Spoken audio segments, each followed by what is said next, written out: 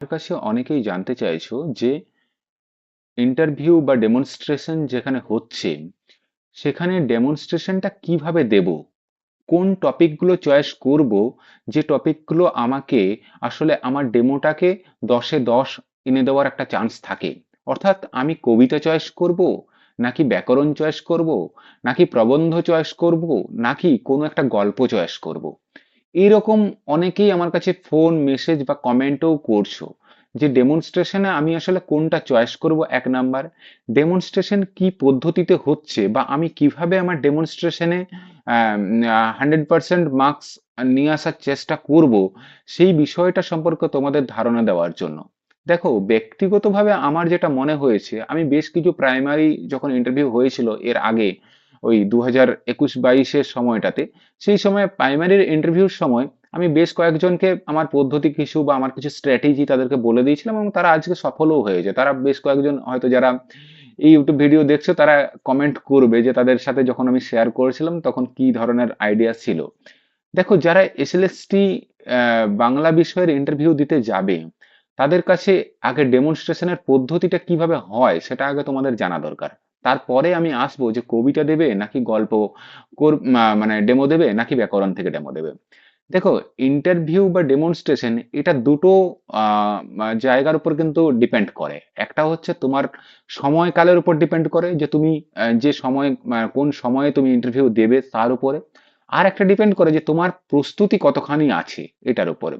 দেখো, ইন্টারভিউ বা ডেমনস্ট্রেশন যখন হচ্ছে তখন যাদের একেবারে ফার্স্ট হাফে আছে, মানে 10:30 থেকে শুরু হচ্ছে বা 11টা থেকে শুরু হচ্ছে, 11টা থেকে 12টা পর্যন্ত যারা পাবে তারা কিন্তু ডেমনস্ট্রেশন দেওয়ার জন্য যথেষ্ট সময় পাবে, ইন্টারভিউ খুব ভালো মানের হবে।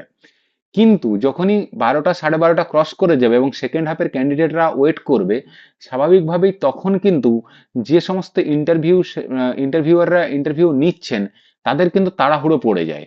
ফলে স্বাভাবিকভাবেই ওই 12:30 একটার পর থেকে তারা আর অতটা টাইম দিতে পারে না এবং শেষের দিকে যারা একেবারে 1:30টা 2টোর সময় থাকে, যখন একেবারেই সেকেন্ড মানে যাদের পরের ধাপে ভেরিফিকেশন এবং ইন্টারভিউ এবং ডেমনস্ট্রেশন হবে ওখানে অপেক্ষা করছে, তারা যখন সেকেন্ড হাফের ক্যান্ডিডেটরা বসে আছে তখন কিন্তু আরো দ্রুততার সঙ্গে যায়। ফলে সময়টা কিন্তু নির্ভর করে আসলে তোমার কোন সময়ে পড়ছে তার উপর ভিত্তি করে। তাই তোমার যদি প্রথম দিকে পড়ে সেক্ষেত্রে তোমার ডেমো ভালো হতে পারে। তোমার যদি মিডিল অবস্থাতে পড়ে তাহলে তোমার ডেমোটা আর একটু মানে কম সময় পাবে, আর তুলনামূলক একেবারে শেষের দিকে হলে তুমি সময় কিন্তু কম পাবে। এটা কিন্তু যারা ইন্টারভিউ দিয়ে আসছে তারা কিন্তু বারবার এই কথাটাই বলছে। তাই স্বাভাবিকভাবেই তোমরা তোমাদের যে সময়টা পাবে সেই সময়টা যখন তোমরা ইন্টারভিউতে যাবে তার আগে পর্যন্ত কেউ বুঝতেই পারছে না যে তার কখন কোন সময় বা কোন সময়কালের উপর ইন্টারভিউটা হবে। তাই স্বাভাবিকভাবেই একমাত্র তুমি যখন ওখানে ঢুকবে তখনই তুমি বুঝতে পারবে যে তুমি আসলে ফার্স্ট মর্নিং হাফে থাকছো নাকি তুমি মিডিল আওয়ারে থাকছো নাকি একেবারে লাস্টের দিকে থাকছো। এবার প্রবলেমটা হচ্ছে যে যখন ধরো আমি ইন্টারভিউ দিতে যাব, ঠিক আছে, এবার দেখা গেল যে আমি একটা ডেমো রেডি করেছি, সেটা 5 মিনিটের হতে পারে, 4 মিনিটের হতে পারে। দেখা গেল যে আমার ইন্টারভিউ হচ্ছে একেবারে 2:30টার সময়, একদম ফার্স্ট হাফের যেটা একেবারে শেষের দিকে। তখন কিন্তু ওই যে ডেমোটা আমি 5 মিনিটে রেডি করে গেছি সেখানে তো আমাকে 5 মিনিট সময় দেওয়া হবে না। স্বাভাবিকভাবে আমাকে 2 মিনিট টাইম নেবে, 1-1.5 মিনিট টাইম নেবে। তো তখন আমি ওই যে 5 মিনিটে রেডি করে এনেছি ওটাকে আমি 1 মিনিটে নামাবো কি করে? এই মানে এটা একটা ভীষণ কঠিন অবস্থার মধ্যে পড়ে যায় ছেলেমেয়েরা।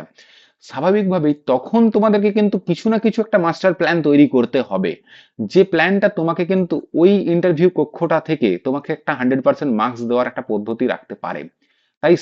তাই তোমাদের কাছে এটা জানতে হবে তোমাদেরকে যে তুমি কোন সময় ইন্টারভিউ পড়ছো। তাই ইন্টারভিউটাকে বা ডেমনস্ট্রেশনটাকে তোমার মতো করে যাতে পরিচালিত করতে পারো সেই জন্য বেশ কিছু পদক্ষেপ নিতে হবে বলে আমার এটা মনে হয়েছে। কি পদক্ষেপ স্যার?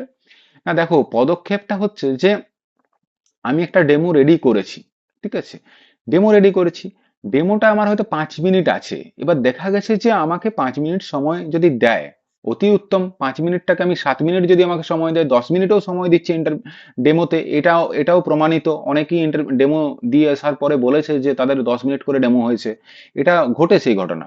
ফলে 5 মিনিটের ডেমোটাকে 10 মিনিট টানানো যায়, বাট 5 মিনিটের ডেমোটাকে আমাকে 2 মিনিটে আনাটা ভীষণ কঠিন হয়ে যায়।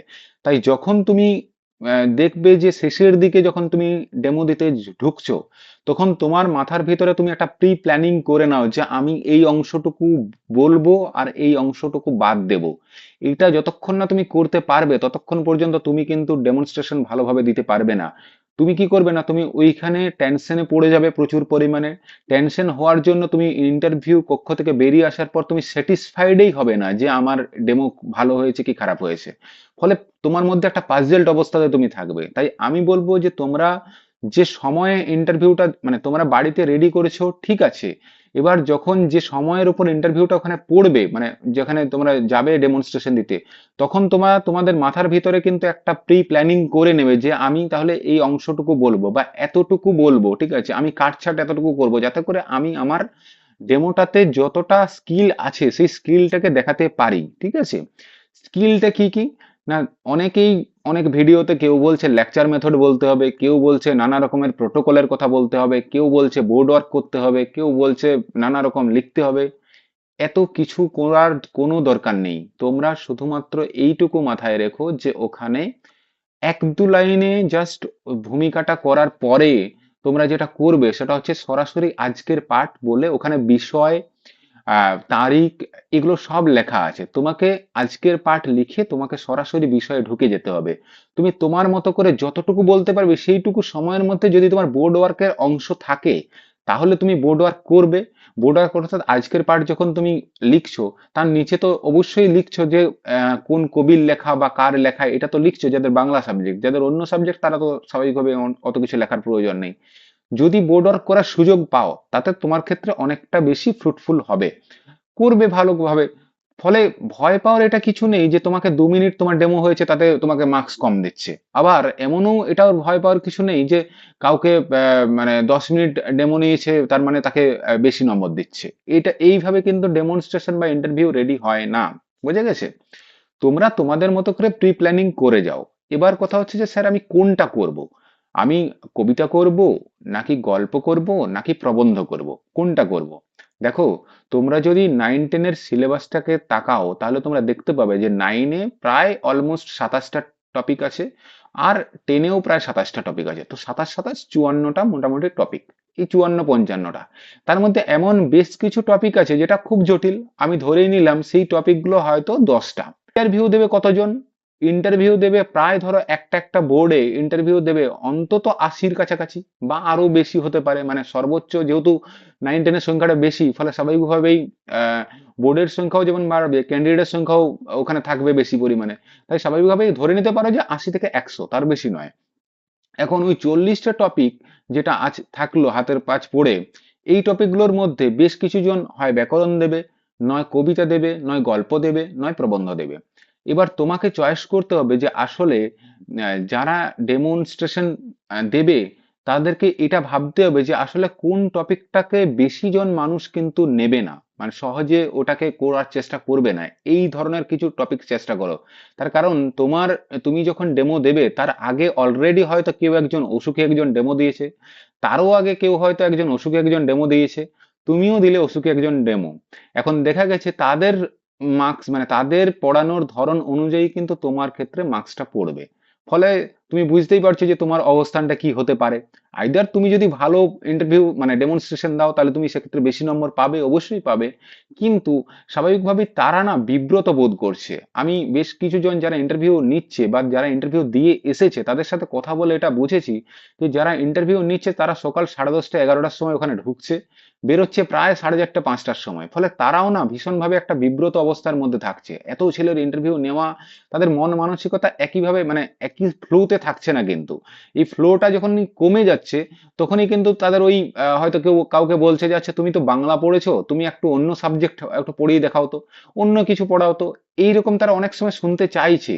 তাই আমি তোমাদেরকে বলবো যে তোমরা মিনিমাম তোমাদের যেটা ভালো লাগবে, তোমরা যেটাতে তুমি তোমার বেস্ট, ঠিক আছে।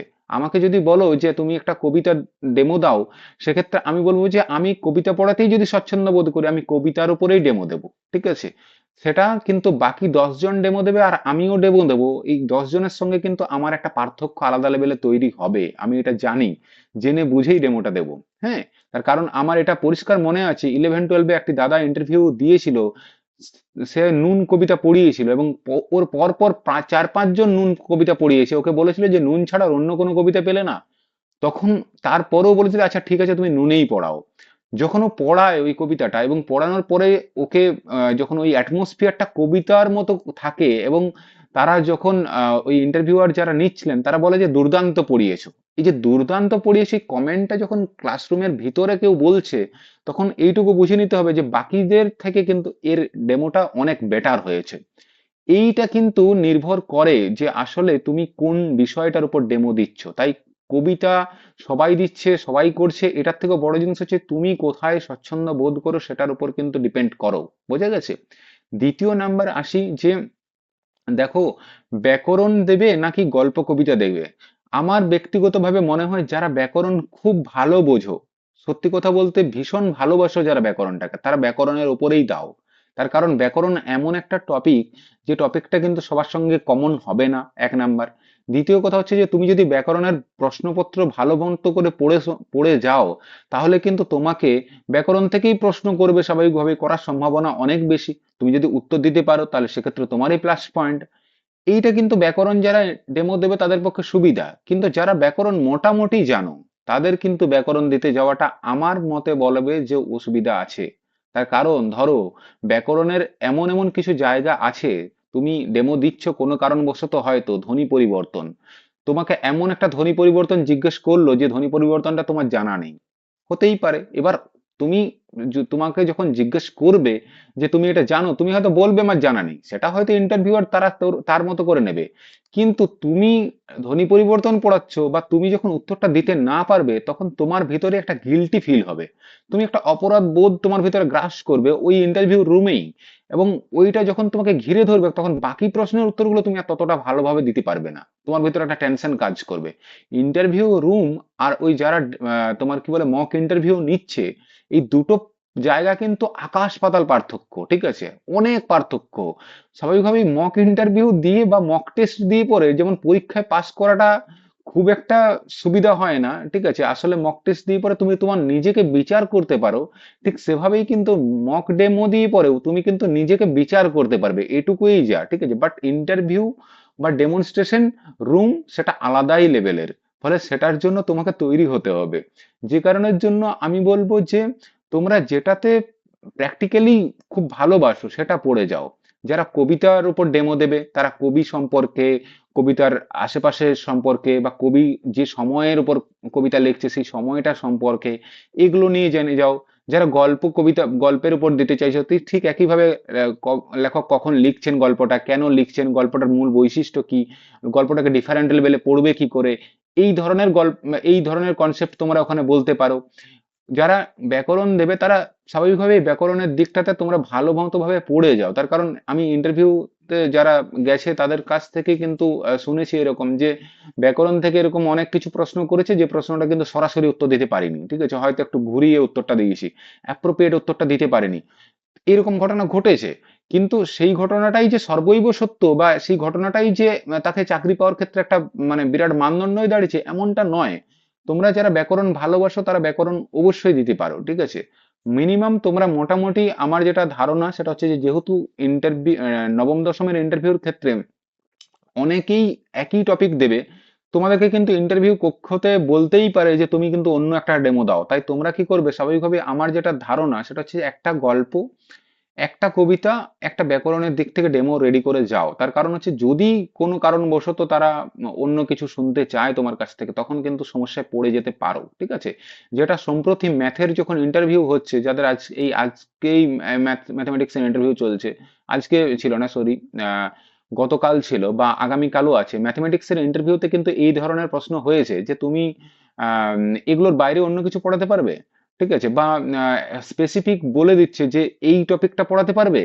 তো এই যে এটা ম্যাথের সাবজেক্টের ক্ষেত্রে হয়তো সম্ভব, কিন্তু বাংলা সাবজেক্টে অতটা হয়তো নাও বলতে পারে। কিন্তু আমার মনে হয় যে তোমাদেরকে কিন্তু রেডি হয়ে যাওয়াটা দরকার। তো যে কারণের জন্য বলবো যে ভয় পেও না, তোমরা তোমাদের মতো করে ডেমোগুলো রেডি করো। ডেমোগুলো রেডি করার পরে তোমরা কোনো না কোনো স্যার ম্যামকে দিয়ে পরে তোমরা চেক করিয়ে নিতে পারো।